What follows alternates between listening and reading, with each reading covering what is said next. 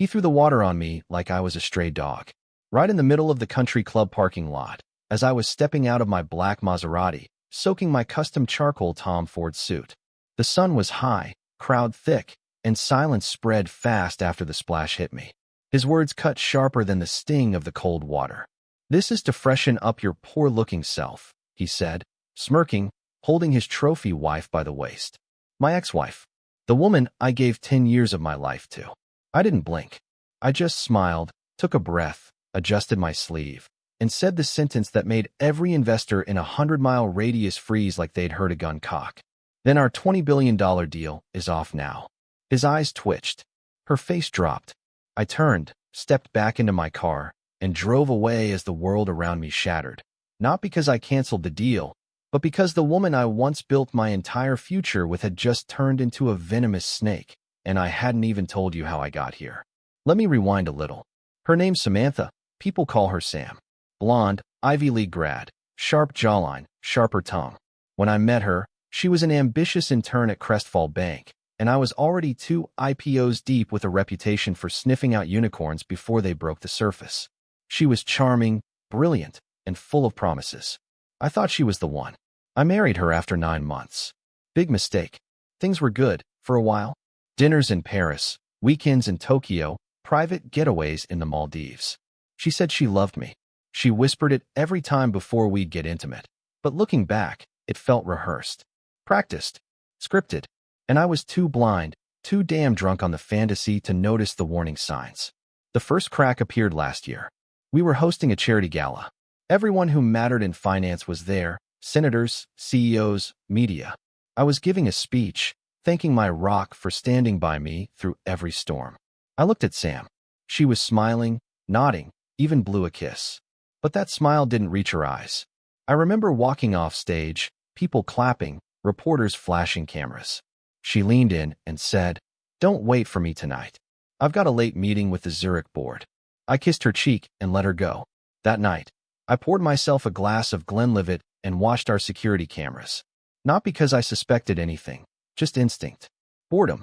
Whatever excuse helps me sleep at night. What I saw made the glass slip out of my hand and shatter on the floor. She didn't go to Zurich. She left the building, got into a silver Range Rover I didn't recognize, and let's just say there was a lot of close contact in that back seat. The timestamp read 9:47 p.m. The meeting was supposed to start at 10. I didn't sleep that night. I didn't confront her either. Not then. I needed more than one moment. I needed proof. I needed clarity. So I played dumb. Over the next few weeks, I hired a private investigator, a veteran named Mitch. 6'2", retired Marine, no nonsense. Within 4 days, he handed me a USB and said, "You sure you want to see this?" I nodded. There were photos, videos, phone recordings, hotel bookings, conversations. She wasn't just having an affair, she was living another life. His name? Logan Pierce, slick Wall Street clown turned hedge fund snake. The kind of guy who wears sunglasses indoors and calls people bro unironically. He was younger than me, cockier than me, and dumb enough to believe he could compete with me. But Sam? She loved him. At least, that's what she told him every time she moaned in those hotel rooms. She even told him my secrets. Financial projections. Upcoming mergers. I saw her whispering them into his ear like dirty little bedtime stories. She betrayed me not just as a man, but as a businessman, as a human being. That brings us back to the splash, to Logan's smirk, to my billion-dollar revenge. And I haven't even told you the worst part yet, because after I canceled the deal, everything changed. But not the way I expected. You think revenge is satisfying? Wait till you see what happens when the woman who played you like a fiddle watches her empire start to burn, and you're the one lighting the match, slowly, one finger at a time. This was just the beginning. I didn't go home that night. Instead, I drove to the lake house, the one we used to call our retreat, before she started retreating into hotel rooms with that poser Logan. I sat by the fireplace, lit a cigar, and watched the flames dance while her voice echoed in my head. "You're the only one I'll ever need." Lies. Every single one of them. Her words were weapons with sugar coating. And I was bleeding. In the morning, I made some calls. See, what Sam didn't know, what Logan was too stupid to even consider, was that the deal they were trying to close through her new bank? The one they needed me to sign off on to unlock the offshore funds and investor backing? It all depended on my final nod. And I had just shaken my head. By noon, headlines started shifting. Mystic Holdings pulls out of $20 billion merger. Crestfall shares slide after sudden withdrawal. CEO Marcus Reed silent amid market panic. I stayed silent, all right. Because silence is louder than rage when you've got power. At 3 p.m., Samantha called. I didn't pick up. At 3:01, she called again. Ignored. By the seventh missed call, I finally answered, not because I wanted to talk, but because I wanted to hear how she'd lie this time. Marcus, what the hell did you do? Do you know what this means? She screamed the second I said hello. Yeah, I said calmly. It means you and your boyfriend just kissed your dreams goodbye. She went quiet. I heard her breath, shaky and controlled. Look, we need to talk. Just you and me. I almost laughed. You lost the right to talk to me like that the moment you bent over for Logan in that Swiss penthouse. Don't pretend you're calling for peace. You're calling because your kingdom's crumbling and the king just flipped the board. She tried again, softer. Marcus, I messed up. But I didn't mean for it to go this far. We can fix this. You don't still anything. I cut her off. You chose him. You sold me out. Don't pretend this was love. It was leverage. And now it's gone. Then I hung up. An hour later, Mitch sent me a photo. Logan, pacing outside their high-rise penthouse, phone glued to his ear, sweating like he just lost everything, because he had. And Sam? She was in the background, screaming, throwing something at the wall, probably blaming him for being a lousy pawn. But this wasn't over. Not yet. Because what neither of them knew was that the cancellation was just phase 1. Phase 2 was about to start. I called my lawyer. Then my tech guy. Then my media contact at Wall Street Weekly. Time to leak a few things, I said. By evening, Logan's firm was under investigation for insider trading. Anonymous sources, me, had provided documentation. Emails. Private audio. Everything Sam had whispered, I had recorded. She fed him sensitive info, and he acted on it. The feds moved fast when the numbers were that big. By the time I poured myself another drink, Logan's face was on every financial news outlet.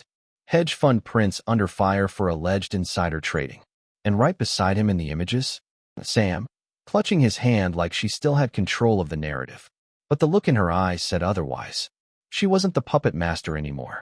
She was just another puppet caught in the strings of someone else's revenge. And I was just getting started. You'd think watching them suffer would feel good. That I'd be smiling, maybe even laughing. But it wasn't like that. It was hollow. Because even though I was winning the war, I'd already lost the one thing that mattered. Trust. I didn't miss Sam. Not really. I missed the version of her I thought was real. The partner I believed in. The woman who used to fall asleep on my chest while we talked about retirement in Santorini. She never existed. And once you accept that, everything else just becomes business. The next day, I got another message. A video this time. It was from Mitch. He'd tapped their penthouse security system. In the clip, Logan was screaming. You told me he'd never find out. You said he was too soft. And Sam? She looked at him with this venomous glare and spat. You were the idiot who splashed him in public. I told you not to provoke him. Now look what you did. No we. No us. Just blame, flying like bullets between two snakes in a collapsing pit. I watched the clip twice. Then I smiled. Because the best part about revenge? You don't even have to deliver the final blow. They destroy each other on their own. 2 days later, I was back in Manhattan, standing in the glass elevator of my office building, watching the skyline flicker as the city prepared for war. Not literal, but corporate. Sam had underestimated something critical about me. I don't bluff. By the time I stepped out on the 48th floor, my team had already locked down all mutual ventures. Her name was scrubbed from every proposal, partnership, and meeting. The moment I pulled the plug, no one wanted to be near her. In this world, scandal sticks worse than blood. I walked into the boardroom. My executive assistant, Hannah, handed me a folder. She requested an emergency meeting with the media to do damage control. Apparently, she's claiming you were emotionally unstable. I laughed once, cold and brief. Let her talk. They always do, when they're losing. The real chaos began when my cybersecurity guy, Jules, unearthed something new. Marcus, he said, this wasn't just a fling. They were planning to take over one of your holding firms behind your back. They forged signatures. I have bank trails. Shell companies. There it was. She wasn't just cheating in hotel beds. She was cheating in boardrooms, on paper, in bank accounts, trying to rob me while pretending to love me. While kissing my face and leaving red lipstick on my collar, she was wiring my future to someone else's name. I looked at Jules. Leak it. Anonymously. To everyone. By nightfall, social media exploded. Hashtag Sam the Scam trended. Anonymous Reddit threads leaked screenshots. Finance bloggers tore into her. Every major paper ran the story. Top female banker accused of corporate fraud with secret lover. Photos of her and Logan surfaced in compromising positions, leaving the same hotel 3 nights in a row, dressed like they were going to a party after a funeral. But I wasn't done. I needed to see her. One last time. So I texted her. Come to the lake house. Just you. 1 hour. No, Logan. You owe me that. She replied 5 minutes later. Fine. 1 hour. I'm not scared of you. Typical Sam. She arrived in her white Porsche, stepping out like she was still in control. Her heels clacked against the wooden floor. She wore that black coat she knew I liked. Hair in a bun, red lips, always performing. Marcus, she said, arms crossed. This is childish. I handed her a folder. Your signature. Your bank transactions. Your voice on tape. And don't bother denying it. I already filed a complaint with the SEC. She scanned the pages, and for the first time since I met her, Samantha was speechless. Then came the shift. You think this makes you a man? She spat. You think ruining me will undo what you let happen to us? You were cold. You were boring. Always buried in numbers. Logan actually made me feel alive. I stood still, letting her words dig. You betrayed me, Sam. She scoffed. Please. Like you ever really loved me. You love control. She moved closer, lowered her voice like it meant something. And deep down, I think you liked knowing I could be taken. You liked the chase. I stared at her, trying to understand what kind of monster I'd shared my bed with for a decade. She stepped even closer. You won't release those files. You don't have the balls. So I turned my laptop toward her. Pressed play. Her voice filled the room. Don't worry, baby. Marcus is too busy chasing numbers. He doesn't even see what's happening under his nose. He's weak. Her face dropped. Her body stiffened. You recorded me? Every word. Every lie. You're insane. No, Sam. I'm just done being your fool. She lunged at the laptop, but I caught her wrist. Don't. You'll only make it worse. She ripped her arm free, breathing heavy. I'll ruin you for this. You think I don't have dirt on you? I smiled. I counted on that. That's why I cleaned house before I made my move. You taught me well, Sam. And with that, I walked out, leaving her alone in the cabin that once held memories of laughter and warmth, now just cold and quiet. As I drove away, I didn't feel triumphant. I felt exhausted. Because when you love someone like I loved her, revenge doesn't fix what they broke. It just reminds you how deep the wounds are. 3 weeks later, Logan was indicted. Fraud, insider trading, conspiracy. The charges stacked like poker chips.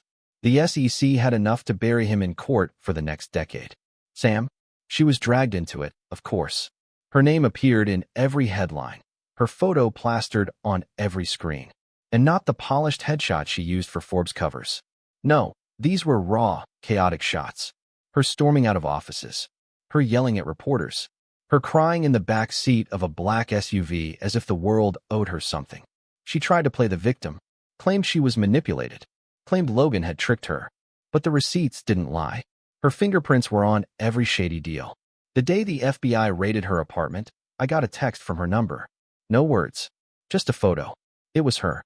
Alone, sitting on the floor, hair messy, mascara bleeding down her cheeks, holding a glass of red wine. Below it, happy now. I didn't reply, because I wasn't. That's the thing no one tells you about revenge. It doesn't heal. It just distracts.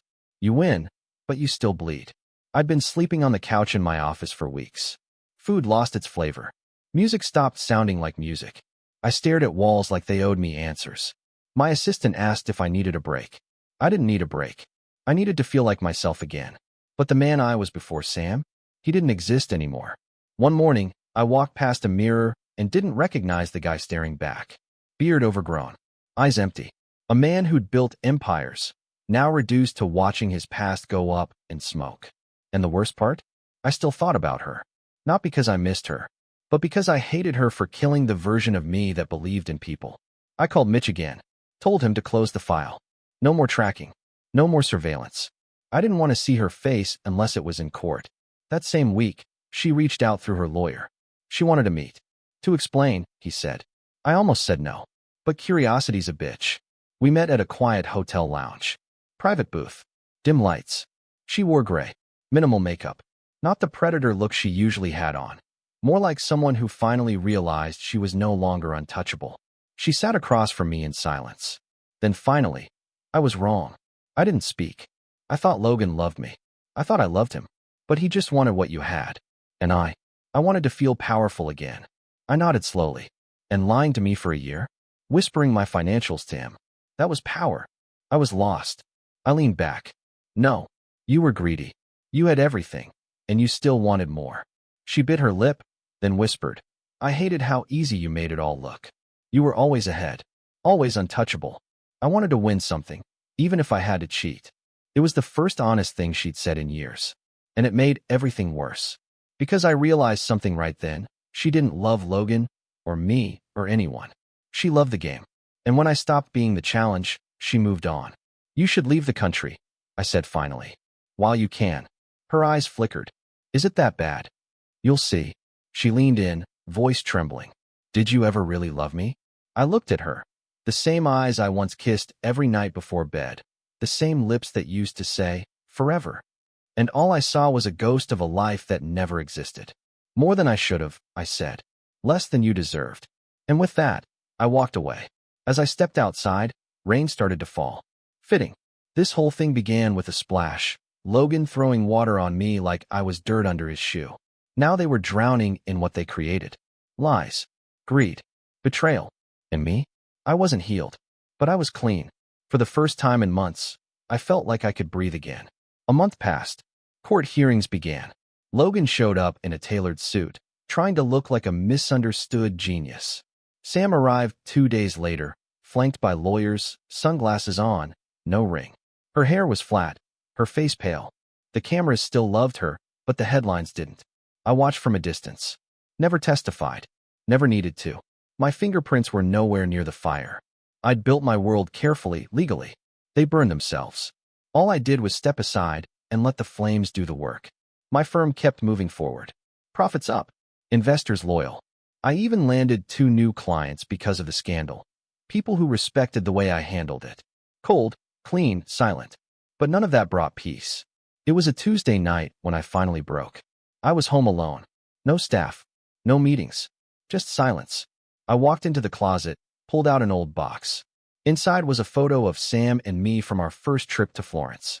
She was leaning on my shoulder, laughing, eyes full of something I thought was love. I stared at that photo for maybe an hour. Then I tore it in half. Not out of anger. Just finality. The picture was a lie, just like everything she told me. And I was done worshiping memories that weren't real. The next morning, I started therapy. Not the soft, candlelit, how do you feel type. No. I found an ex-Marine who ran sessions like drills. Told me straight, you've been betrayed. Now stop letting it define you. I didn't cry. I didn't vent. But I listened. And it helped. One evening, I got a call from Mitch. You're gonna want to hear this. He forwarded me a video. Logan, handcuffed, face bruised, yelling in the courthouse parking lot. Apparently, he'd tried to run. Didn't get far. One of his partners flipped and handed the feds everything. Sam? She flipped, too. Turned on Logan to save herself. Pled out for a lighter sentence. Named names, handed over files. It was textbook. Cold. Calculated. Exactly what she used to accuse me of being. She got community service, house arrest, some fines. Logan wasn't so lucky. 5 to 10. Minimum. The next week, I saw her name trending again. This time for a podcast interview. From banker to betrayed. Samantha Reed tells all. I clicked. I don't know why. Morbid curiosity, maybe. She was sitting in a studio, pretending to be reflective. Said she'd been used. Said she learned so much. Said she lost a good man and didn't realize what she had until it was gone. I paused the video right there. Because I knew it wasn't true. She didn't miss me. She missed who I was to her. A vault. A ladder. A damn insurance policy. And now that I was gone, she was scrambling to build sympathy. Good luck. I stood up, walked to the window, and looked out over the city. My city. For a long time, I had built my life around being the provider, the protector, the planner. I thought love meant shielding someone, building a fortress around them, making them feel safe. But Sam? She wanted to set the fortress on fire just to watch the light dance in her eyes. Now, I understood the difference between love and ownership, between trust and blindness, between loyalty and fear. I didn't need revenge anymore. I needed peace. And slowly, I was finding it. I started traveling again. Real travel. No board meetings. No presentations. Just quiet places. Mountains. Waterfalls. Forests. I left my phone off. I let go. One afternoon in Iceland, I met someone. Her name was Leah. She didn't ask what I did. Didn't care about my suits or portfolio. She just handed me a cup of coffee, smiled, and said, "You look like a guy who's been carrying a war on his back. You can set it down now." I didn't fall in love, not right away. But for the first time in years, I didn't feel like I had to look over my shoulder. And that was everything. 6 months later, the past finally stopped chasing me. Not because I forgot. You don't forget betrayal that deep. You just stop bleeding from it. But by the time fall rolled around, I could breathe without feeling like I was inhaling ash. Leah had become a constant. She didn't ask about Samantha, though she knew. The story was out there. Anyone with a working phone could Google it. But she never brought it up. Never looked at me with pity or curiosity. Just listened when I wanted to talk and stayed quiet when I didn't. There was one night I remember. We were in Norway, sitting on the porch of this small cottage overlooking a frozen lake. I'd made us dinner, something simple, pasta and wine. And after we ate, I told her the whole story. All of it. How it started. What she did. The lies. The deal. The water. The sting. The madness that followed. I told her everything. Not because I needed forgiveness, but because I needed to finally let it go without choking on it. When I finished, she didn't flinch. Didn't offer cliches or soft reassurances. She just said, "I'm sorry she tried to turn your heart into a weapon." And somehow, that hit harder than anything. Because that's exactly what Sam had done. She made me question myself, my instincts, my worth. She made me believe I wasn't enough. Not as a man, not as a lover, not as a partner. And when someone you trust feeds you that kind of poison long enough, you start to drink it voluntarily. But not anymore. I flew back to New York at the end of November to handle some paperwork. My firm was doing better than ever. We'd recovered and expanded. I'd delegated more, trusted more, and somehow, the world didn't fall apart. Funny how that works. That trip, I walked past the building where Sam and I first met. It was being remodeled. Whole new structure. New name. New glass. New owners. I stood there for a while. Not nostalgic. Not bitter. Just still. Then I turned and kept walking. The city didn't feel like a graveyard anymore. It felt like something alive again. Like a place I could build in, not just remember. One afternoon, I got a letter. From her. Not an email. A real letter. Handwritten. No return address. It was short. 3 lines. "Marcus, I hope you found peace. I still haven't." I didn't respond. I never would. Because peace isn't something you send back in a sealed envelope. You earn it. Every damn day. And I was earning mine. With every step forward. Every time I didn't look back. Every time I let Leah take my hand and lead me toward a moment that had nothing to do with boardrooms, betrayal, or broken vows. Sometimes I still wake up with that old ache. The one that whispers, "She lied to you. She used you. You were a fool." But that voice is quieter now.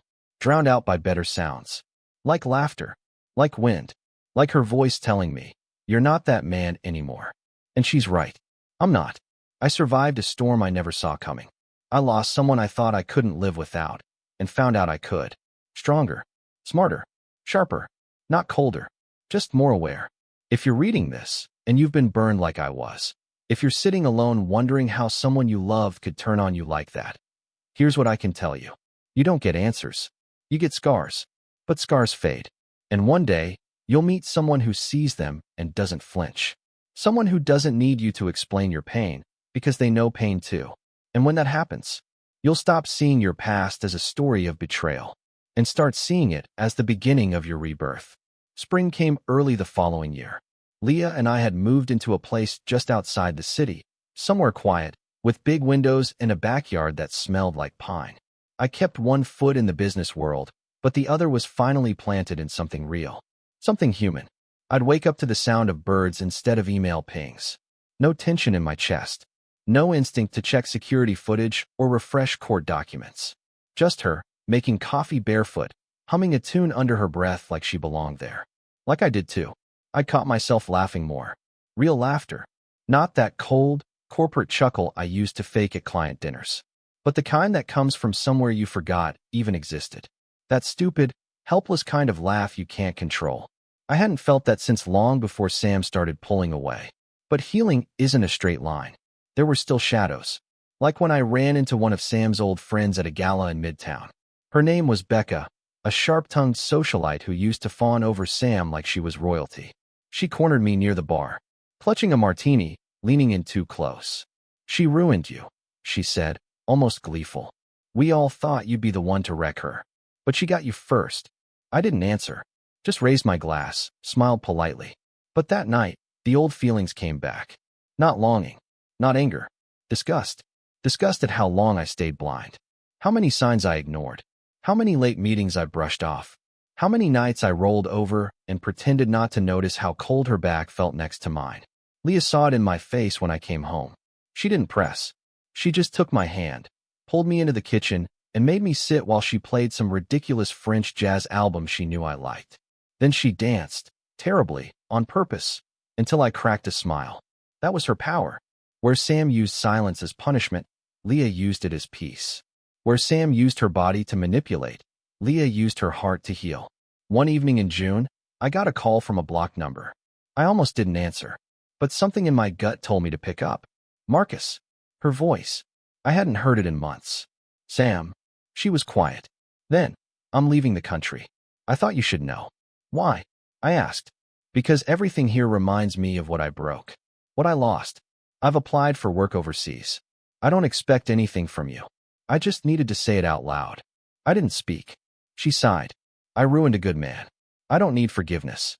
I hope you found someone who sees you." "I did," I said simply. A pause. "Good," she whispered.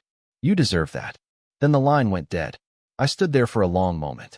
Not sad. Not relieved. Just finished. That was the last time I ever heard from Samantha Reed. She vanished from the papers. Her podcast died quietly.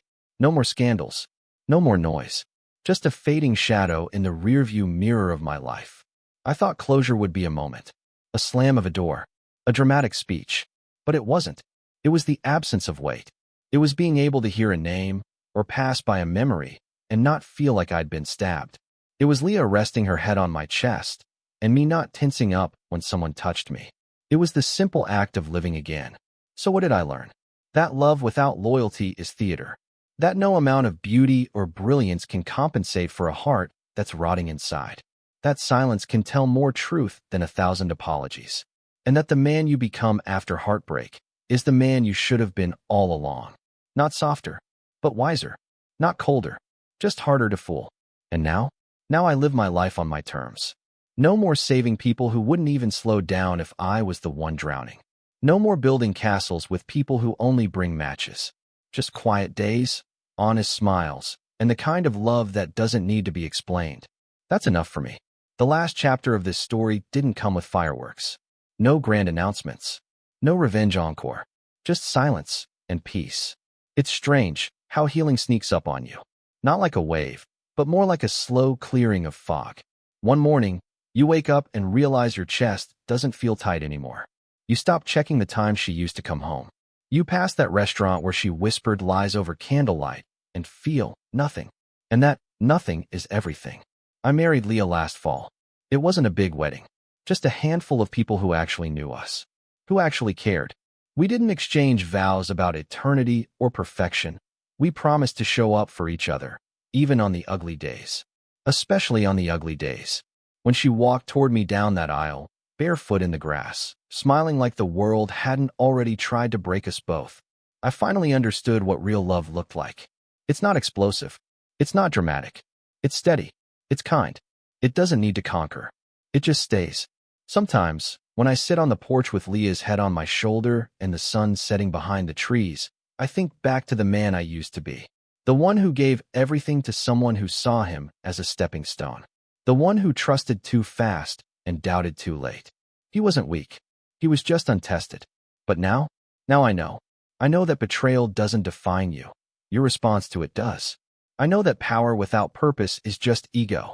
And I know that the real victory isn't in crushing the ones who broke you. It's in becoming someone they could never reach again. So if you're still in the fire, still trying to understand why someone you gave your heart to twisted it in their hands, hear this. You will survive. You will rebuild. And one day, you will love again. But not because you forgot what happened. Because you finally realized you deserved more than that mess in the first place. She became an investment banker. Her new husband threw water on me and mocked my worth. I canceled a $20 billion deal and watched their empire crumble. But in the end, none of that was the real win. The real win was getting my soul back.